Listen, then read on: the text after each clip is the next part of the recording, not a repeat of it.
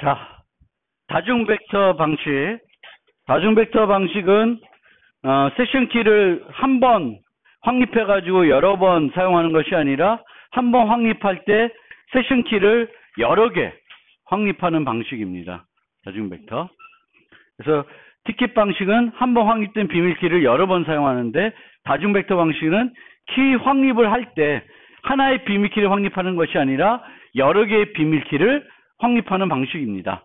그런데 이때 클라이언트가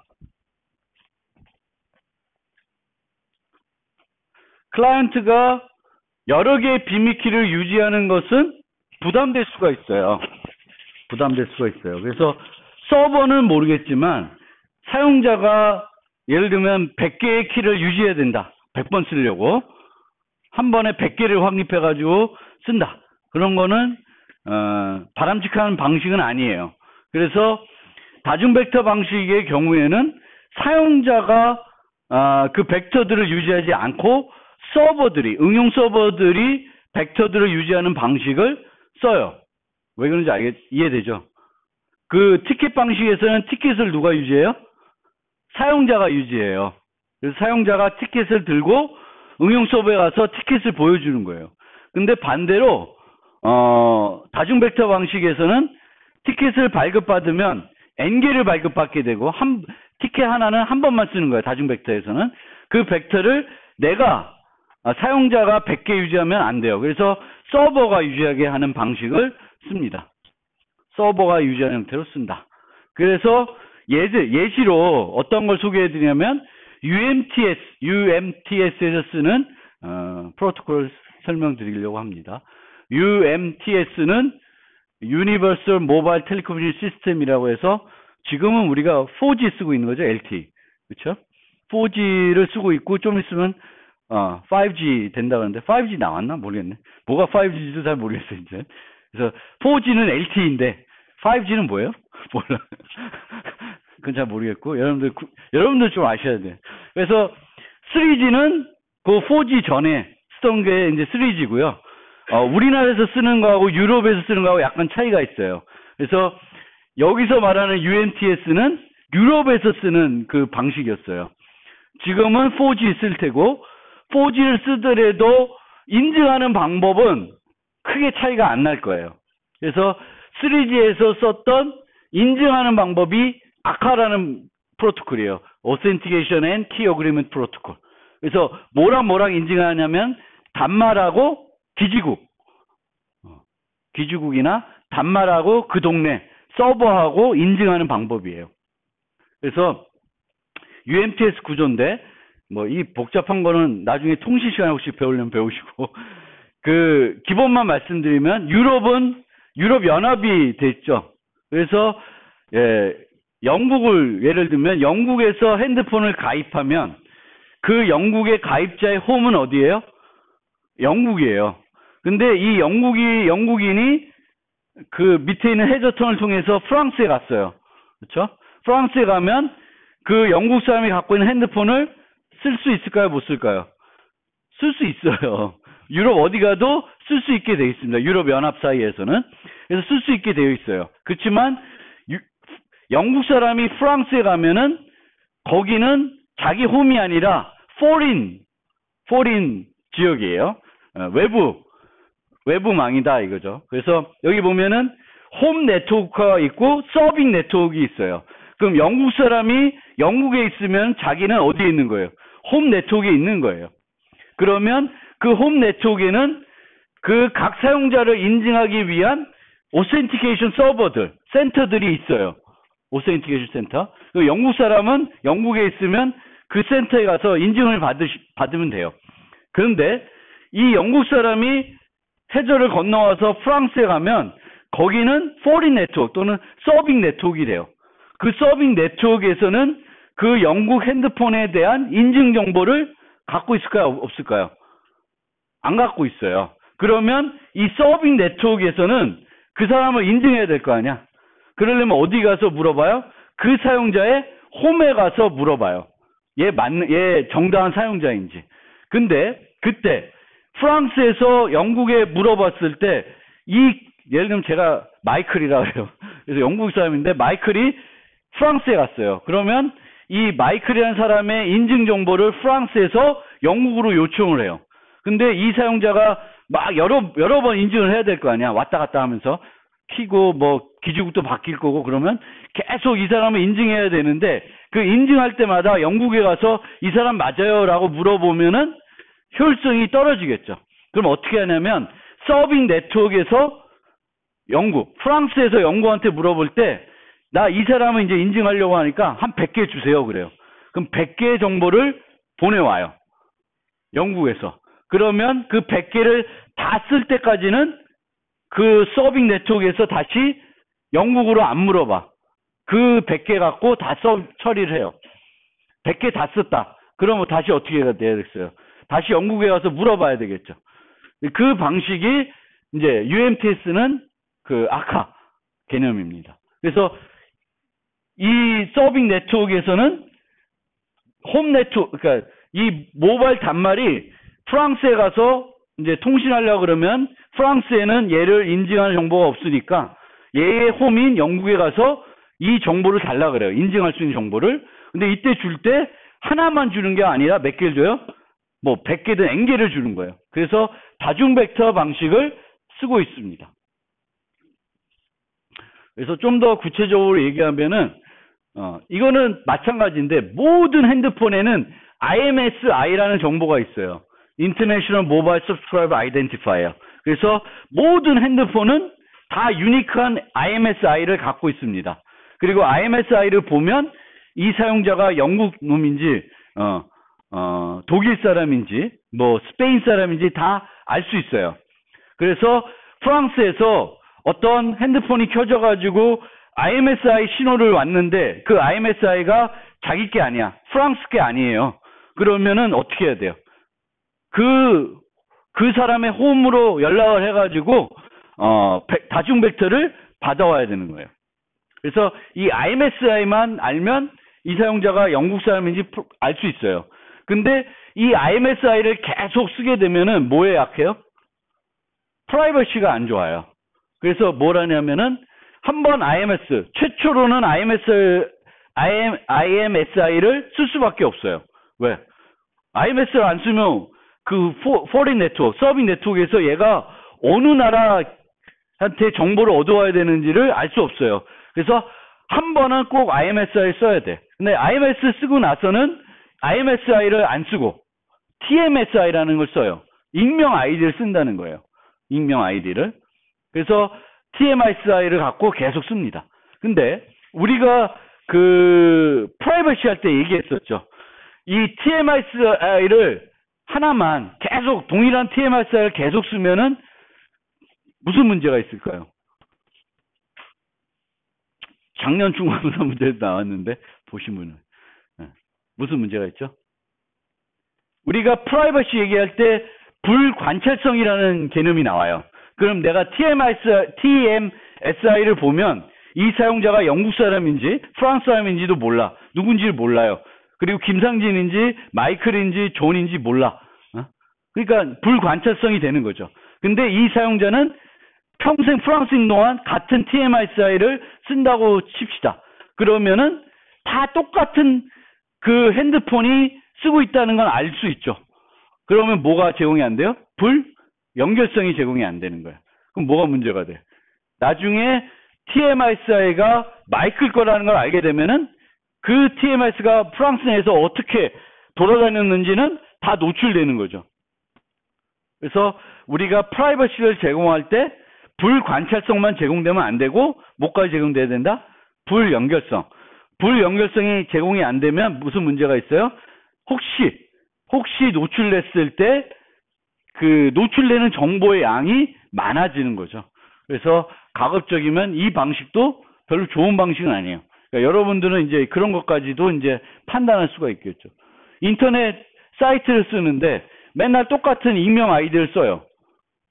그러면 한 사람이 한 거 알지. 누군지 몰라도. 그리고 그 익명 아이디가 김상진이 한 거라는 걸 알게 되는 순간 다 김상진이 했다는 걸 알게 되는 거죠. 그렇게 돼요. 그래서 그거 하나 알아두시고요. 그래서 MS는 특정 홈 네트워크에 등록되어 있어요. 그러니까 영국 사람은 영국에 등록되어 있을 거고, 프랑스는 프랑스에, 스위스는 스위스에 등록이 되어 있어요. 그래서 서빙 네트워크는 홈 네트워크가 아닌데요. 그러니까 영국 사람이 프랑스 가거나 스위스 가거나 뭐 오스트리아 가거나 이러면 서빙 네트워크가 되겠죠. 그럼 서빙 네트워크에서는 MS를 인증할 정보를 가지고 있지 않아서 어떻게 하냐? SS 서빙 네트워크는 MS의 홈 네트워크에 가서 인증할 수 있는 정보를 달라 그럽니다. 근데 이때 하나만 주는 것이 아니라 비용을 줄이기 위해서 여러 개를 한꺼번에 N개를 뭐 M개든 N개를 받아옵니다. 그래서 이때 쓰는 방식이 뭐다? 다중 벡터 방식이에요. 그래서 프로토콜은 되게 복잡해요. 근데 이걸 다 설명하기는 그래요. 굳이 이것까지 설명드리긴 좀 그런데, 여기서 알아두셔야 될 거는, 이 MS가 IMSI로 서빙 네트워크에 왔어. 자기 게 아니야. 자기가 키를 공유하고 있지 않아. 얘랑. 홈 네트워크하고는, MS하고는 대칭 키를 공유하고 있어요. 여기에 들어있어요. 내 핸드폰에. 그래서 홈 네트워크하고는, 나하고는 그 대칭 키를 갖고 인증을 해요.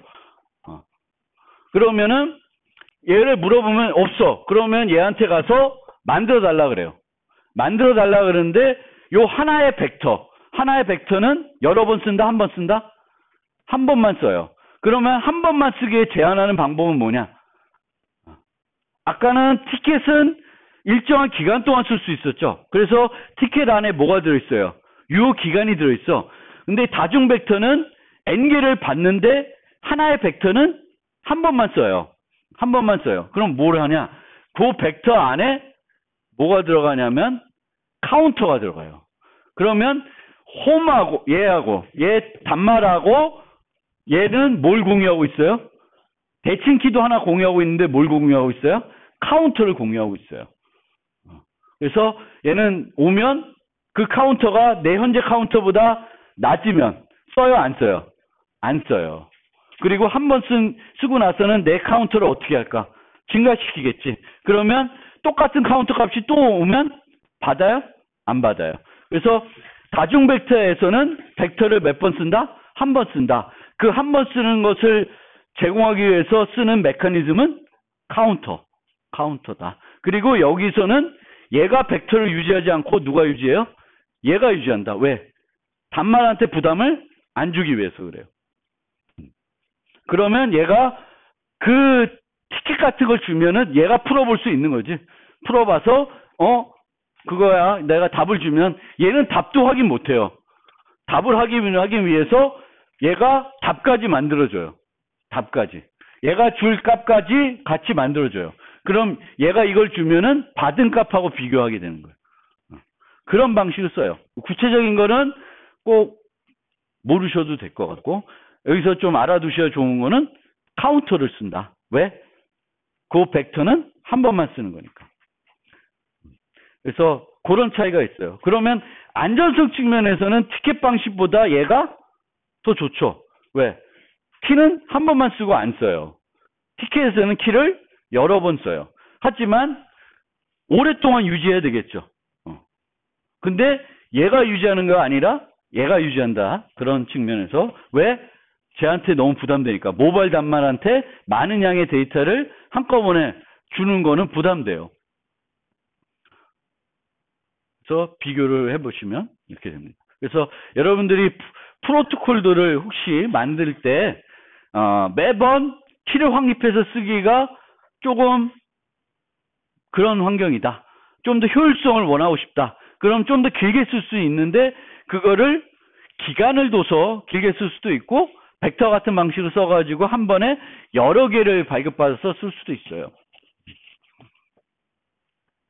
그 다음에 이제는 두 가지 프로토콜만 좀 더 설명을 드리면 시험 범위가 끝나는데, 가장 여러분들이 많이 쓰는 프로토콜이 TLS 프로토콜이에요.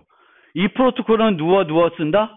웹 브라우저하고 웹 서버 간에 안전한 채널을 확립하기 위해서 사용이 되는 프로토콜이에요. 구글, 네이버 등등 다 써요, 요즘은. 그래서 패스워드 인증을 하잖아요. 그거 할 때 그거를 이제 SSL 또는 TLS를 쓰지 않고 하면은 그런 사이트들은 쓰지 마세요.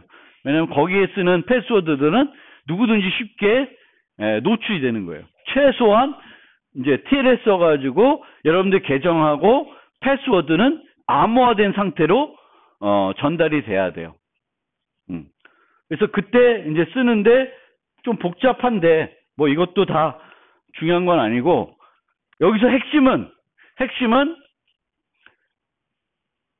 서버가 인증서를 줘요. 구글이 네이버는 뭐 이런 애들이 인증서를 줘요. 그럼 그 인증서를 누가 확인해요? 브라우저가 확인해요. 얘가 구글 게 맞는지 네이버가 맞는지 해요. 확인을 해요. 그 다음에는 K라고 하는 세션 키를 누가 만들어요? 단말이 그 브라우저가 만들어서 줘요. 그러면 그걸 이용해서 세션 키를 만드는데 여기에 랜덤 값이 들어가는데 얘가 생성한 랜덤 값도 들어가고 서버가 생성한 랜덤 값도 들어가요. 근데 중요한 거는 이 K는 얘가 만들어요. 시작되는 K는. 그래서 세션 키를 만들어서 씁니다. 그런데 요 키로부터 총 4개 키를 추가적으로 생성을 해요. 요 KAB를 만든 다음에 요걸 쓰는 것이 아니라 요 KAB를 이용해서 총 4개의 키를 만듭니다. 4개의 키. 그래서 클라이언트가 서버가 각각 2개씩 써요. 암호화용, 맥용. 그래서 우리가 메시지를 교환할 때 비밀성하고 인증을 동시에 비밀성하고 무결성을 동시에 제공하고 싶다. 그랬을 때 어떻게 한다 그랬어요? K1으로 암호화를 하고 요게 C면 MAC K2C 이렇게 해서 보낸다 그랬어요. 요게 인증 암호화라 그래요. 인증 암호화를 하면 비밀성도 제공되고 모두 제공돼요. 무결성도 보장이 돼요. 그러면은 총 4개의 키를 쓰는데 뭐 K1, K2는 클라이언트가 쓰고 브라우저 쓰고 K3, K4는 서버가 쓰는 거예요. 그러니까 이쪽 방향 올 때 쓰는 키하고 이쪽 방향 올 때 쓰는 키가 달라지죠. 그러면 여기 메시지를 뭐 여기 갖다가 써서 공격하고 이런 것들이 원천적으로 불가능해집니다. 그래서 지금은 최초는 안 했는데 최근에 와서는 다 이런 식으로 써요. 그러니까 키를 우리가 세션 키를 확립해도 그 키를 그냥 그대로 쓰는 게 아니라 걔로부터 한 2-3개를 만들어서 쓰고 버립니다. 그래서 4개를 쓴다. 각각 2개씩 쓴다. 방향마다 다른 걸 쓴다. 이렇게 이해해 주시면 되겠습니다. 그리고 하나 좀 뒤로 가서 빼먹은 게 있는데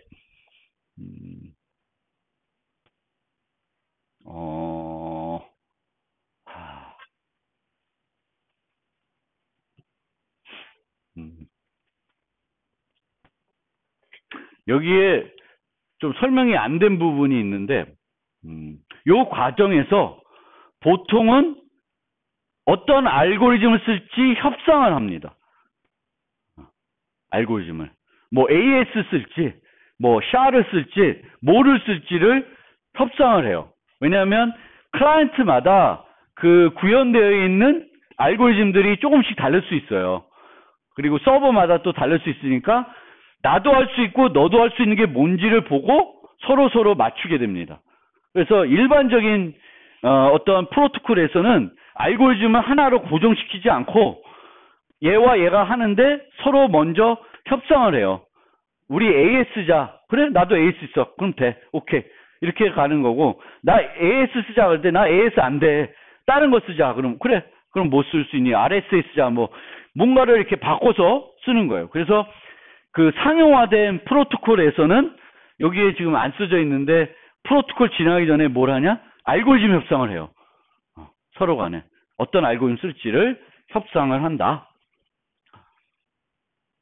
그 다음에 요거 시그널이란 프로토콜인데 시그널이란 프로토콜은 메신저 보안 프로토콜이에요. 메신저 보안. 그래서 가장 현재 널리 사용되고 있는 종단 간 키 확립 프로토콜이에요. 그래서 왓츠앱, 페이스북 메신저, 시그널이라는 거, 구글의 알로 등, 구글의 알로는 뭔지 모르겠는데, 저런 메신저 등에서 이제 기본적으로 사용이 되는 프로토콜이에요. 텔레그램은 좀 다른 걸 써요. 자체적인 프로토콜이 있고, 비슷한데 좀 달라요. 카톡은 뭘 쓰는지 잘 모르겠어요. 공개를 안 해. 공개를 안 하고 있는데, 하고 있다 그러죠. 종단간 암호화를 할 수 있다고 되어 있습니다. 그러니까 종단간 암호화는 우리가 이제 메신저는 기본적으로 인라인 방식이에요. 인라인 방식. 인라인 방식이라는 게 여기가 앨리스가 있고 밥이 있으면 이렇게 바로 통신은 안 돼요.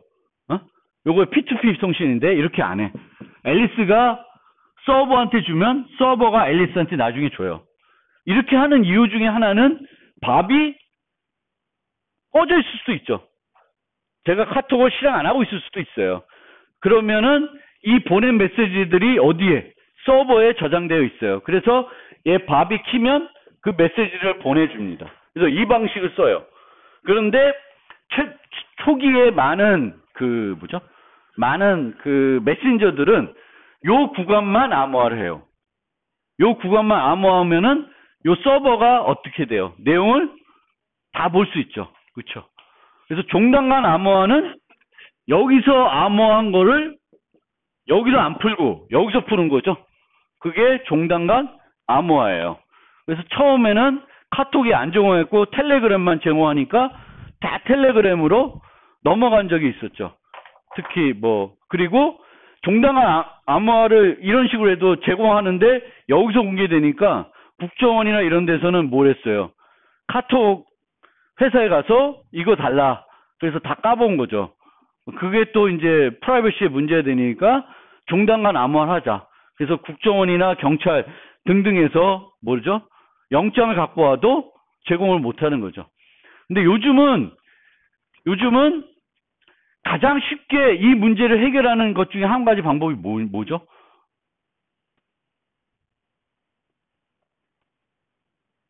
가장 쉬운 방법. 이 메신저에서 여기에 저장되는 것의 문제를 해결하는 방법 중에 있어요. 하나가 있어요. 가장 유명한 미국에서 쓰는 앱이 뭐더라? 메신저가. 걔가 그걸 썼는데, 뭐죠? 어떤 방법 쓰죠? 여기에 저장하는 시간을 대폭 바꿔버렸어요. 그쵸? 그러니까 여기에 저장되는 시간을 순식간에 지우도록 이제 유지를 안 하는 거죠.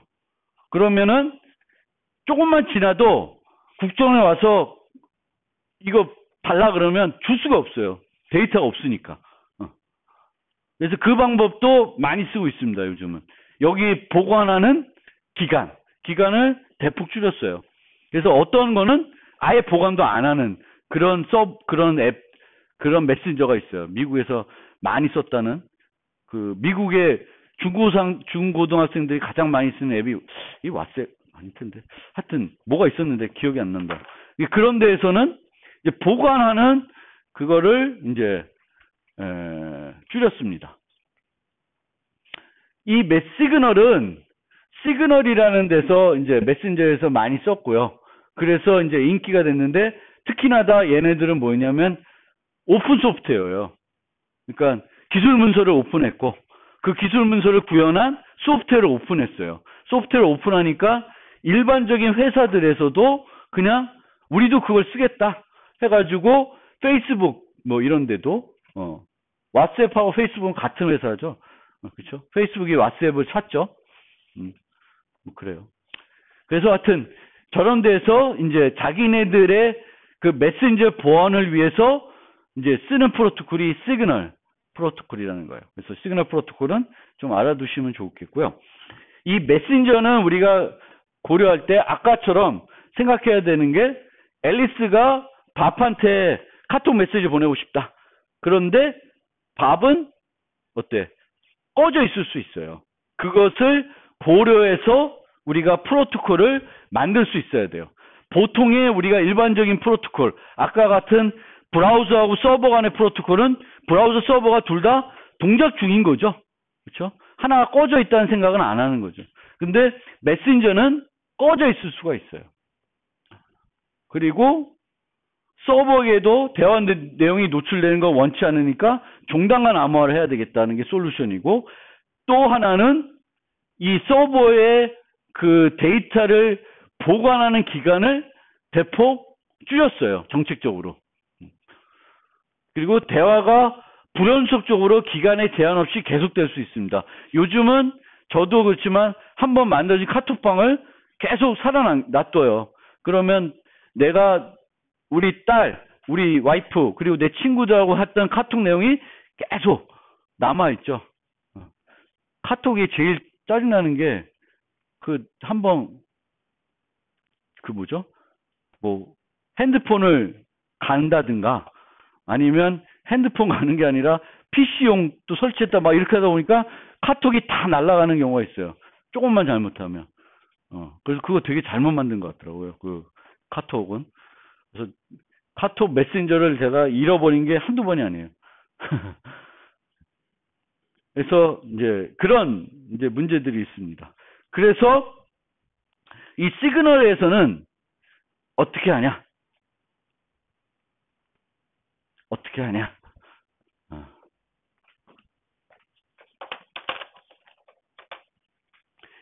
얘네들이 둘 다 온라인이면 서로 메시지를 주고받아서 키 확립을 할 수 있습니다. 근데 얘가 꺼져 있을 수 있어요. 얘가 켜져 있지 않을 수 있다는 거죠. 그걸 위해서 밥이나 앨리스 등은 여기 서버에다가 정보를 보관해요. 여기다가 정보를 막 넣어놔. 앨리스 거, 밥 거 이렇게 넣어놔요. 그런데 앨리스가 밥이랑 통신하고 싶은데 봤더니 밥이 꺼져 있어. 온라인이 아니야. 그러면은 앨리스는 여기 가서 요 밥에 있는 정보를 갖고 와서 요걸 가지고 세션 키를 만들게 됩니다. 근데 이제 요걸 가지고 와서 세션 키를 만들면 서버에도 이게 보관이 되어 있어야 되겠고, 밥 컴퓨터에도 저 정보들이 보관되어 있어야 돼요. 그래서 내가 메시지를 보낼 때 메시지를 암호해서 보내면서 요 세션 키는 보관된 몇 번 정보를 이용해서 만든 거다라는 거를 알려줘야 돼요. 그럼 걔는 그 정보랑 여기에 같이 포함된 정보를 이용해 가지고 이제 요 키를 만들어서 요거를 풀어보게 됩니다. 그래서 그런 방식을 써요. 그러니까 오프라인 문제를 해결하기 위해서 서버에 미리미리 값들을 저장해 놓는 거예요. 그리고 저장된 값을 이용해서 쓰게 됩니다. 그래서 시그널 프로토콜은 DPL만 방식을 써요. DPL만이라는 게 뭐냐면은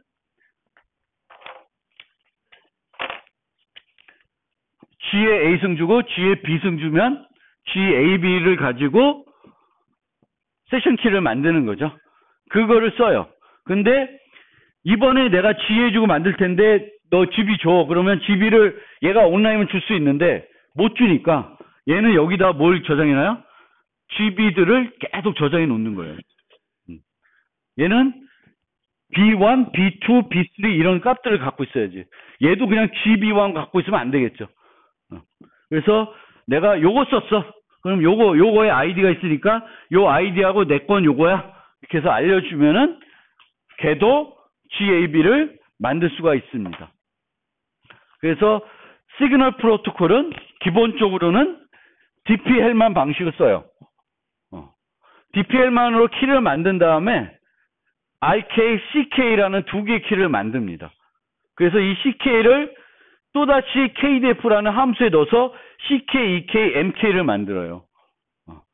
그래서 EK와 MK를 이용해서 메시지를 암호화해서 보냅니다. 그리고 매 메시지마다 이걸 바꿔요. EK, MK를. 그러니까 이 CK를 계속 바꾸는 거예요. 언제까지? 제가 또 들어올 때까지. 그러니까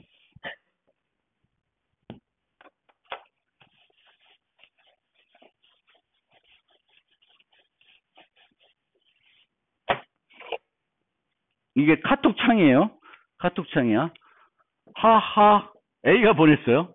하하, 호호, 히히. 그 다음에 여기서 크크. 이렇게 보내왔어요. 그러면은 하하 보낼 때는 얘가 아직 안 켜져 있다고 생각합시다. 그래서 하하를 보낼 때는 저장돼 있는 걸 갖고 와서 GAGB를 해가지고 저장돼 있는 걸 가지고 최초의 키를 만들어서 요 키로부터 K1을 만들고 또 K1으로부터 K2를 만들고 K3를 만들어서 요 각각을 암호해서 보내요. 그러면 얘가 요걸 보는 순간 이제 얘가 보낼 때에는 GAGB를 요 K를 쓰는 게 아니라 다시 한번 DPLM을 다시 해요. 그래서 또다시 GAGB를 바꿔서 해요. 뭐 예를 들면 A1, B0 쓰면은 얘는 B1, A1 이렇게 써요. 그래서 키를 바꿔요. 키를 바꾸고 이 키로부터 또다시 K1, K2 내가 키크, 크크, 뭐 이렇게 보냈으면은 요 메시지, 각각의 메시지들을 다 다른 값으로 보내요. 그런데 얘 메시지가 오기 전까지는 자기 혼자 키를 바꿔가면서 바꿔요. 그리고 얘가 응답하면은 DPLM 한 번 더 다시 하고 또 키들을 계속 바꿔요. 그러니까 무지 자주 키를 바꾸는 거죠. 그 방식을 써요. 그러니까 여기 보시면 DPL만 만들어서 쓰고 또 만들었어요. 그러니까 이 그림이 좀 그럴 수 있는데 어쨌든 만약에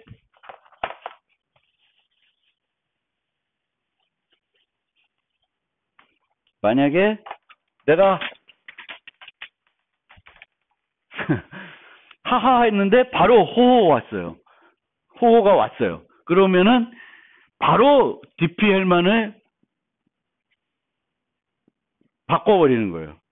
그래서 요게 키고 요로부터 K 요 프라임이라고 했죠. 프라임 1을 계산해서 요걸 암호해서 여기로 보내는 거예요. 그럼 내가 또 크크 하면은 G A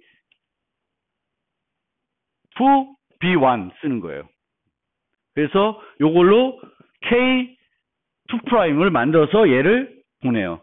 근데 만약에 내가 보낼 때 크크하고 제가 보내기 전에 또다시 뭔가를 보낼 수 있죠. 또 나도 호호했다. 그러면은 요 다음에 요 쓰는 키는 똑같은 K2 프라임 쓰는 게 아니라 여기로부터 또 다른 키를 또 만들어서 쓰게 됩니다. 그리고 여기 보시면 EK, MK 돼 있죠. 그래서 하나는 맥키고 하나는 인크립션 키예요. 그러니까 메시지를 EK로 암호하고 이게 C면 C를 맥, MK로 하는 거예요. 그러면 무결성도 보장이 되고 비밀성도 보장이 되고. 그래서 이런 식으로 그 이자간에는 이런 식으로 해요. 근데 다자간이 되면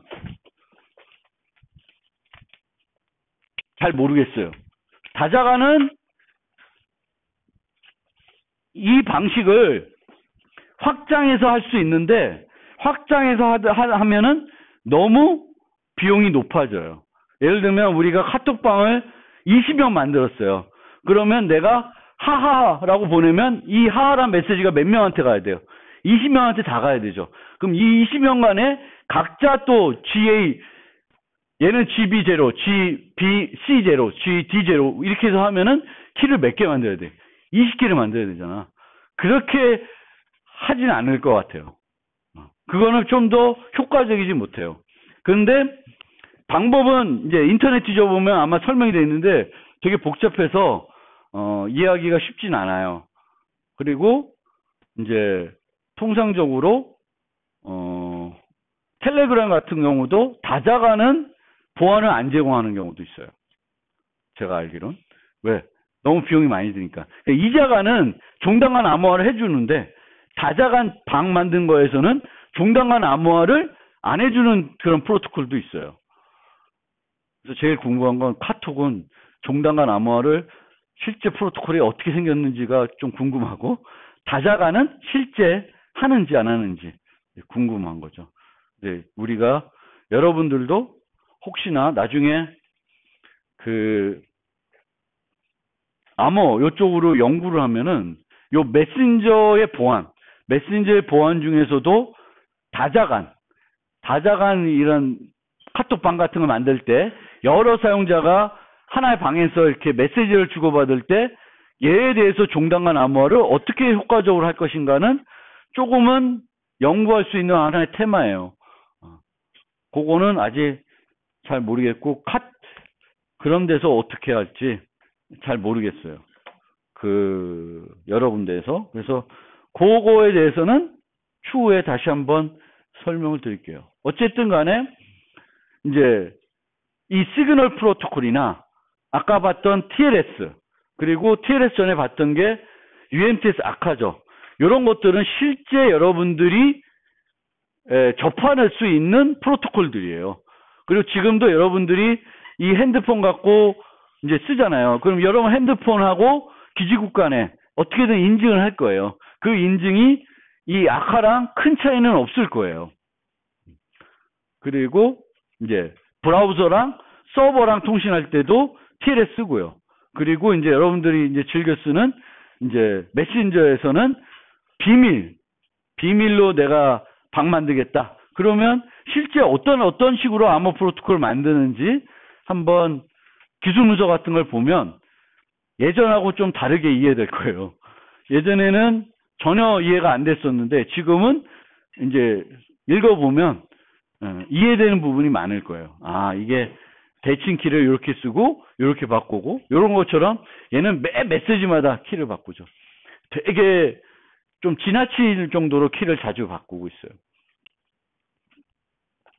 그리고 요 하나만 더 말씀드리고 끝내면은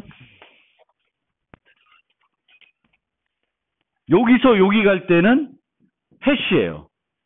기본적으로 해시에서 가요. 그러니까 기본적인 개념은 해시에서 가요.